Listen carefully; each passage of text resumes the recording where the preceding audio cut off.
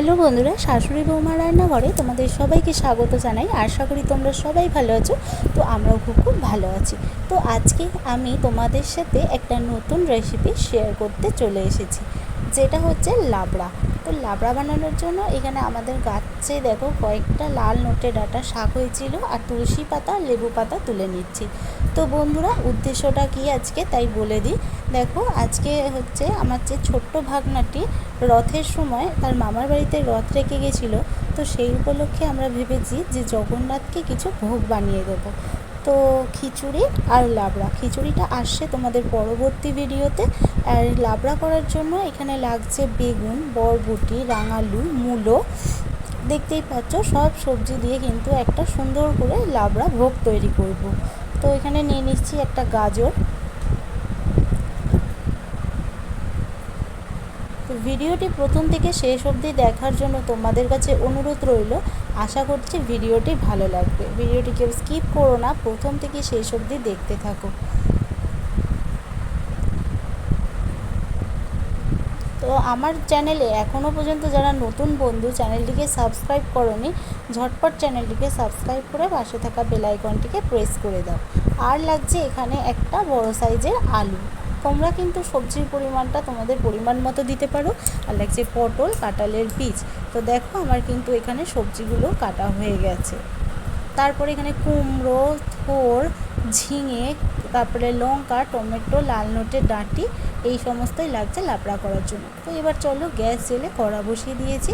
তো এই কড়াইটা হচ্ছে একদম নতুন, আজকে ঠাকুরের জন্য প্রথম ভোগ রান্না করা হচ্ছে। কড়ার তেল গরম হয়ে গেলে দিয়ে দিয়েছি প্রথমে বেগুনের উপর স্বাদ মতো লবণ আর হলুদ দিয়ে কিন্তু বেগুনটাকে ভেজে নেব।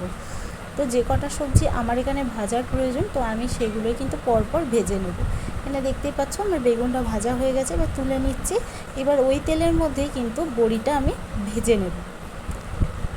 তো দেখো, বড়িটাও কিন্তু একদম নাড়াচাড়া দিয়ে ভালো করে লাল লাল করে বড়িগুলো ভেজে এবার তুলে নেব।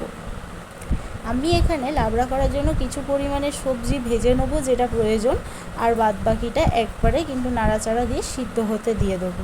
তো তারপরে ওই তেলে দিয়ে দিচ্ছি বাদামটাও কিন্তু একদম লাল লাল করে ভেজে নিতে হবে।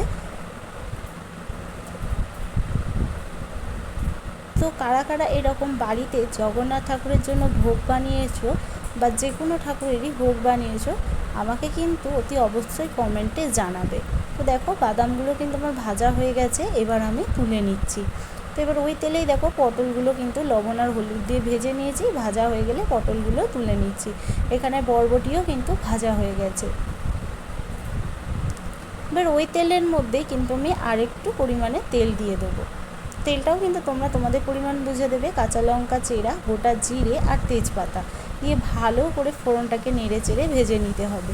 তারপরে এখানে এক এক করে সবজিগুলো দিয়ে দেবো। এখানে দিয়ে দিচ্ছি রাঙা আলু, তারপরে দিয়ে দেবো সাদা আলু, তারপরে দিয়ে দেবো কুমড়ো, দিয়ে দিচ্ছি গাজরের টুকরো, দিয়ে দেবো থোড়,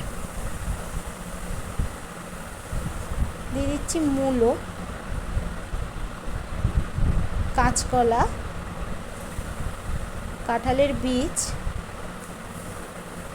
আর লাল নোটে ডাঁটি দিয়ে ভালো করে সবজিগুলো কিন্তু একসাথে নাড়াচাড়া দিয়ে ভেজে নিতে হবে। তো দেখো, এখানে সবজিগুলো কিন্তু একদম সুন্দর করে নাড়াচাড়া দিয়ে ভেজে নিচ্ছি।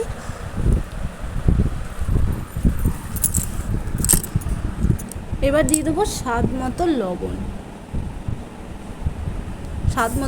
আর স্বাদ মতো হলুদ দিয়ে দিলাম, দিয়ে ভালো করে নাড়াচাড়া দিয়ে কিন্তু ভেজে নিতে হবে।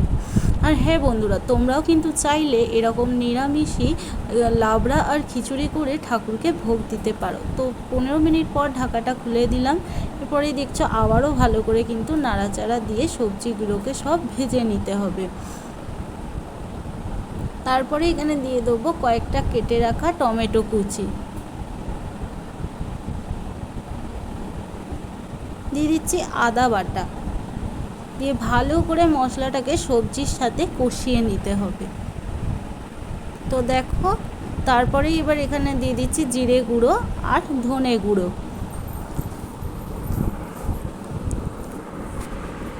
দিয়ে আবারও ভালো করে মশলাটাকে কিছুক্ষণ কষিয়ে নিয়ে অল্প পরিমাণে জল দিয়ে দিলাম, যাতে মশলাটা না লেগে যায়, তার জন্যই।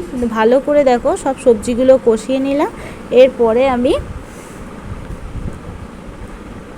মশলাগুলো কষিয়ে নেওয়ার পর এবার আমি ঢাকা দিয়ে দেবো 30 মিনিট মতো। 30 মিনিট পর কিন্তু সবজিগুলো খুব ভালোভাবে সেদ্ধ হয়ে গেছে। একটু নাড়াচাড়া নিয়েই তোমাদের দেখাবো। দেখো সবজিগুলো কিন্তু খুব ভালো মতো করে সেদ্ধ হয়ে এসেছে। তো তারপরেই দেখো ভেজে রাখা পটল, বরবটি আর বেগুন দিয়ে দিলাম।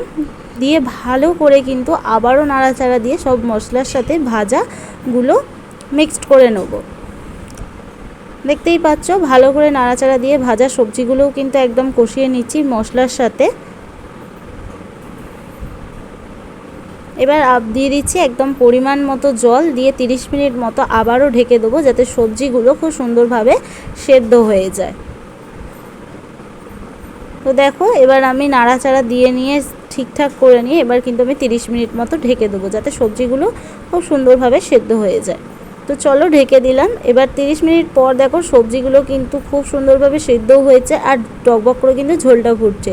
সেই সময় আমি কিন্তু ভেজে রাখা বড়িগুলো দিয়ে দিলাম, দিয়ে ভালো করে একসাথে সব আবারও নাড়াচাড়া দিয়ে দেখো মিক্স করে নিলাম। এবার তোমাদের একটা আলু কেটে দেখাবো যে দেখো কত সুন্দর সিদ্ধ হয়েছে। তো দেখো ঢাকাটা কিন্তু দিয়ে দিলাম।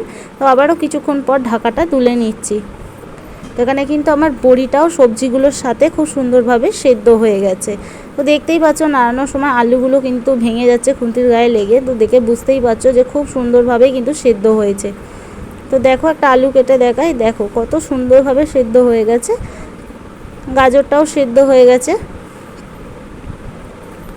তো এবার দিয়ে দিচ্ছি স্বাদ মতো চিনি আর দিয়ে দেবো মাটন ঘি।